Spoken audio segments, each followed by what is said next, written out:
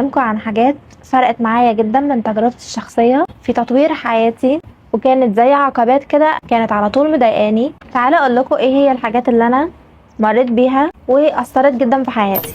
اول حاجة، عشان يكون عندك سلام داخلي، ثقة بنفسك، حياتك تبقى بشكل افضل. مش هتعرف ابدا تبقى مبسوط ولا سعيد ولا مرتاح البال طول ما انت رابط نفسك لسه باشخاص وبحاجات ومتعلق بيها، وشايف ان الحاجة دي لما تجيلك هي بس اللي هتساعدك. طول الوقت هتبقى خايف ان هم يمشوا من حياتك. طول ما انت خايف ان الناس تمشي من حياتك، هم هيمشوا وانت هتفضل خايف. التعلق موضوع كبير قوي، اكبر من ان انا اتكلم فيه وبيطول شرحه. فاحسن حل ان انت تزور دكتور مختص او تسمع اطباء نفسيين على السوشيال ميديا يكونوا فعلا دكاترة مؤهلين لكده. تاني حاجة هقولها لك، اتعلم تكون مبسوط وانت لوحدك. يعني طول ما انت مبسوط وانت